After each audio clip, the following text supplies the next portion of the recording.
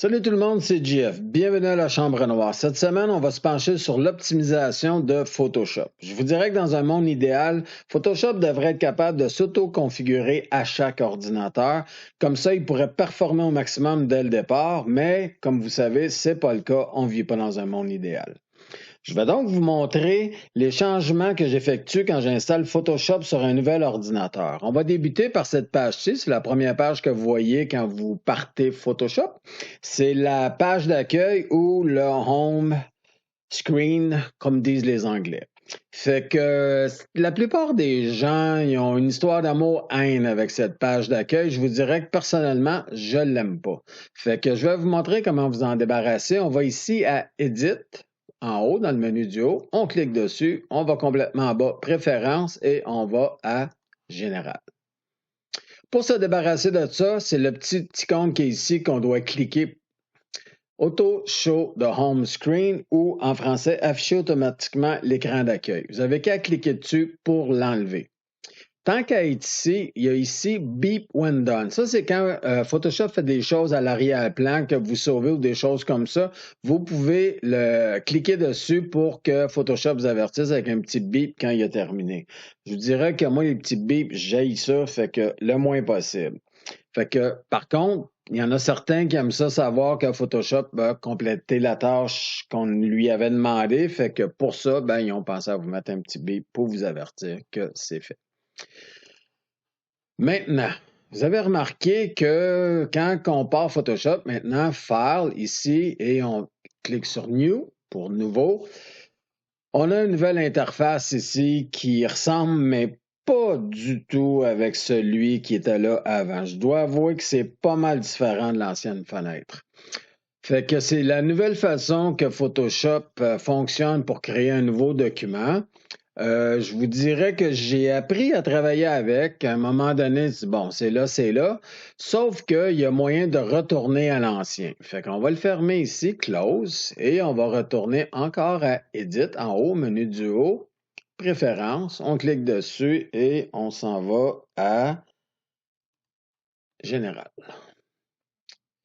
Si vous voulez revenir à l'ancienne façon, c'est ici. Use Legacy New Document Interface.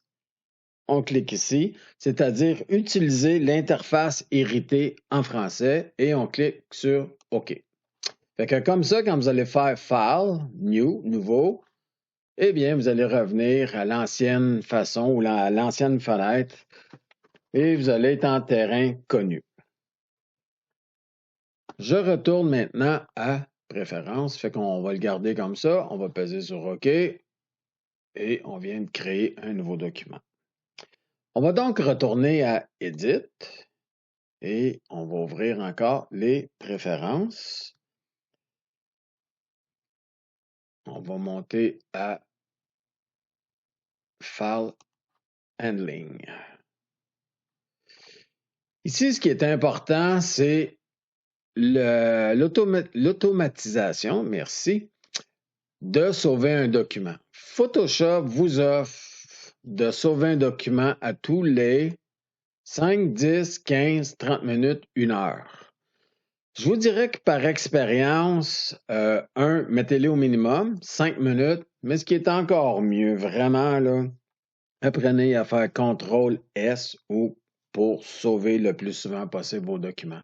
Parce qu'à un moment donné, vous allez prendre une bonne vitesse et je vous dis que vous pouvez faire, excusez-moi, beaucoup de travail en 5 minutes. Fait que quand vous faites des changements, des gros changements à votre fichier et tout ça, CTRL-S, parce que 5 minutes, là, ça peut être beaucoup. Si jamais Photoshop, excusez-moi, décide de crasher, d'arrêter de fonctionner, vous pouvez perdre beaucoup de travail, surtout si Photoshop, vous étiez rendu à 4 minutes et demie, mettons que Photoshop s'en allait, vous sauvez votre document.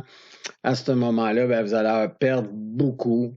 Moi, je préfère faire du CTRL-S plus souvent, puis au risque de perdre 1 minute ou 2 de travail. Fait que ici, 5 minutes minimum. Maintenant, je vais vous montrer comment optimiser les performances. Fait qu'on va toujours à Edit, Préférences, et on va aller ici à Performance. Le tableau qui est ici, ça vous indique comment Photoshop va utiliser vos RAM de mémoire. Je vous dirais que pour ça, Photoshop, c'est un ogre. Il va prendre toute la mémoire que vous pouvez lui donner. Vous voyez, moi, là, c'est l'image de mon laptop. Moi, j'ai 16 gigs de mémoire. Bien, là-dessus, lui, il en prend 70%, c'est-à-dire 10,5. Et il y a des fois que c'est pas suffisant, il faut le grimper un petit peu plus. Fait que si vous faites des gros travaux, vous avez des grosses images qui prennent beaucoup de place, c'est ici que vous allez pouvoir aider Photoshop en lui allouant plus de mémoire. Fait que vous pouvez facilement monter ici à 80%, 85%. Évidemment, quand vous travaillez avec Photoshop, là, il faut vraiment qu'il y ait juste Photoshop qui soit ouvert, OK? Il y a des gens là qui Internet est ouvert, tout est ouvert, vous prenez des ressources pour rien. Si vous travaillez sur Photoshop, le meilleur conseil que je peux vous donner pour augmenter les performances, c'est d'avoir seulement Photoshop d'ouvert. Ainsi, vous n'aurez pas de problème à, voyons, vous n'aurez pas de problème à manipuler des fichiers. Voilà. Fait que, autant que possible, Photoshop seulement. Pas autant que possible. Photoshop seulement.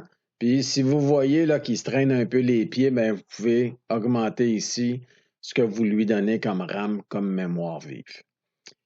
L'autre fenêtre qui est importante, c'est celle qui est ici, History State. Ici, c'est le nombre, c'est le nombre de undo, de fois que vous pouvez retourner en arrière que à chaque fois que vous faites une opération sur Photoshop, il y a une possibilité de retourner en arrière. Donc, ici, le nombre 50 indique que je peux retourner 50 fois en arrière. Ça semble beaucoup pour bien des gens, mais je vous dirais que c'est pas tant que ça. À chaque fois que vous cliquez, que ce soit pour n'importe quelle raison, mettons que vous travaillez une image, à chaque fois que vous cliquez pour faire un petit changement, surtout quand vous allez faire de la retouche, ben dites-vous qu'à chaque clic que vous enlevez, remettez quelque chose, faites disparaître une petite roche, un petit morceau de gazon qui est blanc, n'importe quoi dans votre image, puis vous partez, vous nettoyez votre image, ben à chaque clic, ben ça rajoute un ici. Fait que si vous avez affaire à retourner en arrière, vous allez vous rendre compte qu'à 50, c'est pas beaucoup. Je vous dirais de façon personnelle, quand je travaille sur des images, quand je fais de la retouche d'image, je le mets à peu près à 250. Bon, là, vous allez me dire, Jean-François, c'est beaucoup trop. J'aime autant en avoir un peu plus qu'un peu moins. Fait que quand vous avez un ordinateur qui performe, vous pouvez le monter à 250. Si vous voyez que votre ordinateur en arrache, ben essayez de travailler dans les limites du 50. Mais jamais en bas de ça. 50 et plus. Puis, comme je vous dis, si jamais vous faites de la retouche à 250, ça commence à faire du bon sens. L'autre qu'on va aller voir, c'est le scratch disk. En français, je ne sais pas c'est quoi le terme exact. Je vais vous expliquer ce que Photoshop fait avec ça. Photoshop, à un moment donné, peut arriver aux limites des RAM, donc de la mémoire vive que vous lui donnez. Si vous avez un ordinateur qui en a 8, qui en a 12, ça se peut fort bien, même à 16, c'est déjà arrivé, moi, mon ordinateur arrive à 16. Ce qu'il va faire, c'est qu'il va créer un espace sur votre disque dur qui va utiliser comme plus ou moins de la mémoire. Fait qu'il va placer des fichiers là, des parties de fichiers, parce que votre mémoire ne suffit pas. C'est sûr que ça ralentit le procédé parce que là, au lieu de travailler avec de la mémoire pure, on travaille à partir d'un disque. Donc, il y a une écriture, une lecture qui se fait, ça ralentit. Même si vous avez un disque SSD, ça va quand même ralentir. Fait qu'autant que possible, on essaie d'avoir suffisamment de mémoire pour pouvoir travailler toujours à l'intérieur de Photoshop sans qu'il y ait à faire un scratch disk sur votre disque principal. Quand vous en avez deux disques comme moi, ben vous pouvez séparer les choses. Je pourrais rajouter mon D ici. Mais si vous regardez ici, il y a 109 gigs qui peut utiliser. Ça m'étonnerait beaucoup que j'aille à dépasser ça. Fait que vous faites votre choix ici de choisir le disque C ou vous ne pouvez pas en mettre du tout. Par contre, si vous n'en mettez pas du tout, ce qui va arriver, c'est qu'à un moment donné, ça fait un étranglement et ça se peut que Photoshop soit plus capable de travailler et à ce moment-là, il arrête, il crash. Fait que donnez-y un petit peu de place, d'air à respirer si jamais il arrive au bout des RAM, de la mémoire vive. Fait que voilà, fait qu'une fois que vos choix sont faits, c'est clic, OK. Et maintenant, tout ce qu'il vous reste à faire, c'est de repartir Photoshop pour que tous les changements que vous avez effectués s'opèrent. Puis comme ça, vous allez pouvoir optimiser Photoshop avec votre ordinateur. Fait que sur ce, passez une belle semaine. On se revoit dans une semaine avec un autre sujet. Ciao!